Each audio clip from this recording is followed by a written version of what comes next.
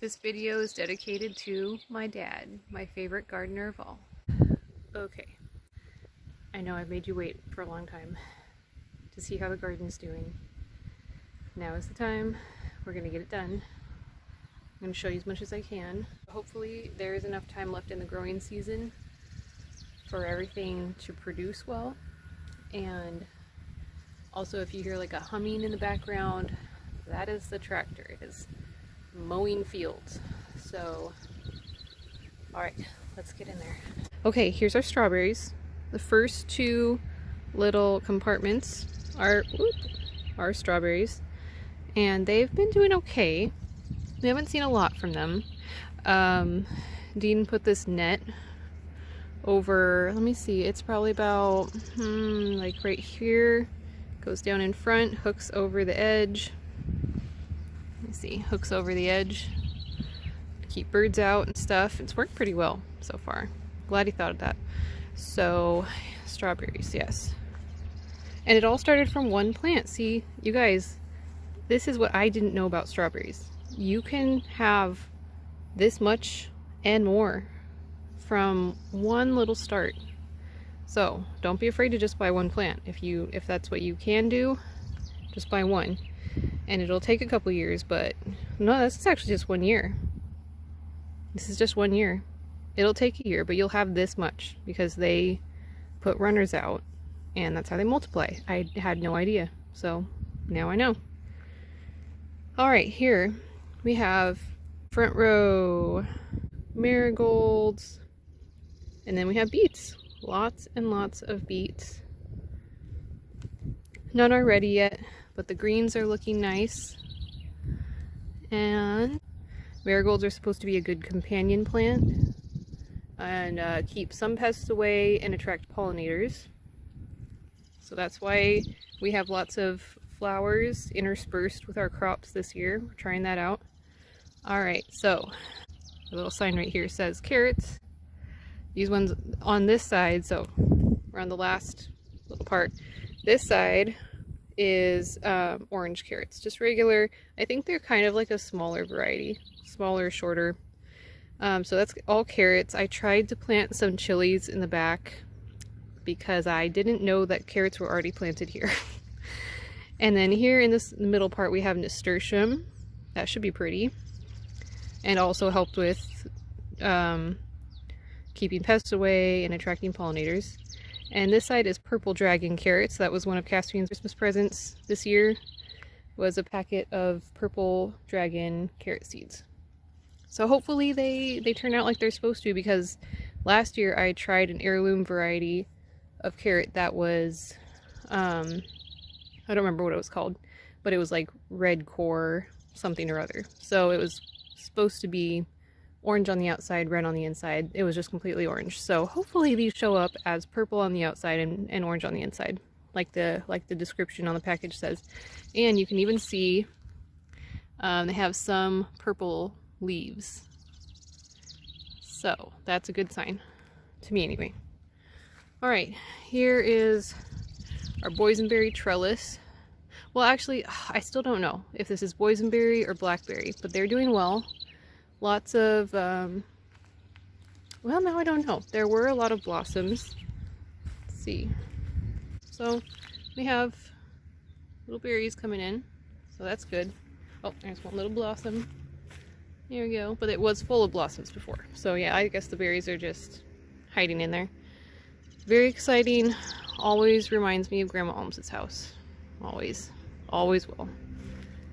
And they used to be planted, see, over there, and then Dean moved them over here last year, and they didn't really produce much last year, if anything, but they he didn't get out all of the root ball, so it grew back over there. So there's a little tiny cattle panel trellis over there as well, with a little sprinkler line to feed it. So okay, I'm gonna start. So here's a view of where we are. I'm gonna start from up here and go around back to the top where we are. Okay, so this top row, and we tried to write everything we did on the the weed cloth. Let's see if I can show you. So first row here is peas and eggplants. Although, there are so many weeds underneath there. I don't actually know. Oh, here it is. Okay, here's some actual peas coming up. Okay, and here's some actual peas. But then this stuff, all this stuff is just grass. Pretty well. I feel like it. I tried to get an early variety, so it should be taller by now. So, unless I'm remembering wrong from last year, but it's a little slow. We've had a lot of rain, not as much sun as we should have, I think, for stuff like corn to be properly early. But it's, you know, it's the tallest thing we have other than the sunflowers, so it's doing pretty good. Here's a purple bean. Okay, let's see. You see the purple flowers, and on the regular green bean bushes, they'll have white flowers. So these are such pretty. We've done these the last, I want to say 3 years. This is the 3rd year that we've done the purple beans with the regular green beans, and they're just so pretty. I love it every single year. They seem to do better than the green beans. They yield more and for longer. At least that's been our experience so far. So we have those planted together because when Dean was looking it up, he saw that they were good companion plants. So they help each other out, and they're not bothered by each other. So we have another row, corn and purple beans here. And then we have, oh, this is nice. Look at this. See, I thought the last couple years that these, now we're into the regular corn and green bean row, and I think, yeah, these next 2 rows are corn and green bean. The first 2 were corn and purple bean. So you see, like, see how the stems on the purple beans are purple and the stems on the green beans are green, so that's how you can tell the difference. But I thought that the flowers were just white last year, but there's a little bit of purple on them. Huh, that's pretty cool. Very pretty. So we have those, and then let's see, I think this next row is supposed to be rutabagas. Let me see. Yeah. So this next row right here is supposed to be rutabagas. We haven't seen rutabagas come up yet, but to be fair, I don't know what they're supposed to look like anyway. But there's horseradish that was planted, that was here 2 years ago, and even though Dean tried to rip it all out, you can't get rid of it. It's just poking through, you know, random little places around here. So this is the rutabaga row, but we haven't seen rutabaga yet. So hopefully sometime soon. All right, this row was kale and marigolds. We planted both of those together. And you know what? I think I got to it too late to do all the weeding. You see the open areas down there? That's just kale. And this is weeds mixed with our kale. And marigolds are in there somewhere, I bet, but I don't know where. This is as far as I've gotten on this row. But because I got here so late, I had focused so much on that side, cleaning up that side, that these poor guys, look at them. Look at them. Oh, look how leggy they are. I feel like if, oh, there's marigold right here. Yeah. Okay, so I feel like if we want to have anything decent come out of this kale row, we're probably going to have to rip this out and start over if it doesn't start to shape up soon, because it's just really, really puny compared to normal. It's just not doing well. So, and it's kind of yellow, you know, so that's where I left off, getting weeds out. So next time I have a chance, that's where I'll start back up again. This row is, I don't remember what type of flower I put in these 2 rows, these last 2 right here. because my marker washed off somehow with all the rain. So this row is chard, 2 different types of chard I want to say. And so the chard has been doing pretty well. Once I got rid of the weeds, started to get bigger leaves, and they got stronger looking. And see, look at the stems are doing well. Whereas the stems on here are just, oh, they're so flopped over. Poor kale. Poor kale. But anyway, I've been having a really fun time getting some of this stuff out for, you know, salads and stuff. It's really good. You can't distinguish between this and lettuce whenever it's this small. Very tender, very mild. When it gets really big, it's going to be good fried with other vegetables and eggs and stuff. Sukuma wiki, which is another thing I'll have to show you sometime. Alright, this row, different types of lettuce. So butter crunch is over here, and then down the row more is baby romaine. And I don't remember what kind of flower. Oh, zinnia. We have zinnia here. So zinnia right here, getting bigger. So the small spaces, so let me show you. The small spaces in between the lettuce, that's where I put the flowers. So, so yeah, butter crunch has been doing well. I have just been picking the leaves off and they've been regrowing. And the rest of the row I think is just baby romaine. I had planted this whole row of sunflowers, and then there were 2 right here that I started in pots and transplanted them really late, whenever they were already this big. And they didn't look like they were going to make it at first, but they kind of, I made sure they got water, put new soil around them. This guy I had to prop up with buckets like that, you know, just because its stem was pretty weak and it was falling over. And I thought, hey, once that stem falls over, it's dead, you know, it's gone, not gonna make it. But it's been doing really well. It's been doing really well. I think I saved my baby, so they're pretty good. And then there's this volunteer right here. Hello, volunteer sunflower. But you know what, it's okay, I adopted it and it's now one of my babies, so that's okay. Sunflowers are just always my babies. I get so proud of them whenever they grow big. Big and strong babies. Yeah. Do you have a crop like that where you're just like always so proud of them? You're always so proud of how big they're getting. I just always feel like that with sunflowers. So, oh, and I planted these, not for the seeds like I have for other years. Still have not made my own sun butter. They're in the freezer. I will get to it someday, but, you know, have not gotten there yet. Let me know if you want to see that, though, because I'll do that with you if you want to see me make sun butter. It's not too hard. It's just shelling sunflower seeds takes a long time.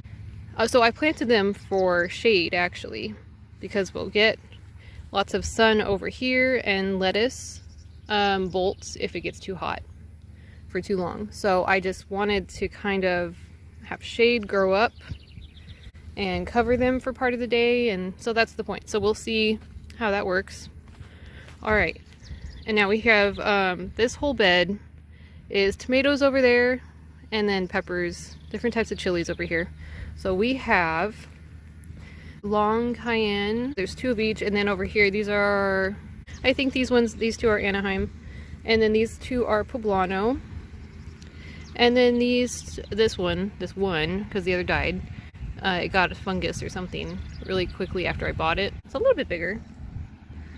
And there's some small stuff. Oh, look at this. Okay, little tiny poblano right here. There's little tiny stuff. Oh, look at back here. Is this an Anaheim? Yeah. Anyway, that's what that's growing. Let's see, cayenne. Yeah, right here. Cayenne. They'll turn red whenever it's bigger. Nothing for the little jalapeno yet. Okay, so these 2 right here are Husky Cherry Red tomatoes. And then the rest of these are just beef steaks. So we have 2 red beef steaks right here. And then on the end we have Cherokee purple ones, and they're all heirlooms. This little guy on the end seemed like it wasn't gonna make it. It got damaged by cold and hail. Oh my gosh, you won't believe. These things were all torn up from hail right after they got planted, and I thought we were gonna lose them all.